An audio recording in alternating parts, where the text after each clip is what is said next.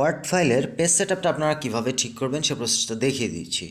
আমরা ওয়ার্ড ফাইলের page setup ঠিক করার জন্য এই যে নিচের যে মেনু বার চলে যাব, এই ফাংশনটা হচ্ছে আপনারা যদি মোবাইলে ওয়ার্ডের কাজ করতে চান সেক্ষেত্রে আপনার মোবাইলেটাও একই কায়দা এবং একই ফাংশনে পাবেন।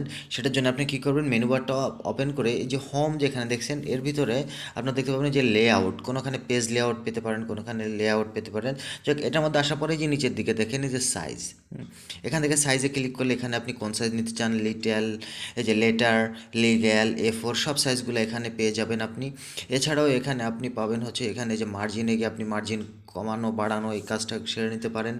এছাড়া যে ওরিয়েন্টেশনটা হচ্ছে আপনি এটাকে ল্যান্ডস্কেপে নেবেন না পোর্ট্রেটে রাখবেন, ল্যান্ডস্কেপটা হচ্ছে আড়াআড়ি, হ্যাঁ, আর পোর্ট্রেটটা হচ্ছে আপনার সোজাসুজি। এখান থেকে আপনি যেটা নিতে চান সেটা এখানে করে দেবেন। এভাবে করে কিন্তু আপনি আপনার ওয়ার্ড ফাইলের পেজ সেটআপটা সেরে নিতে পারেন।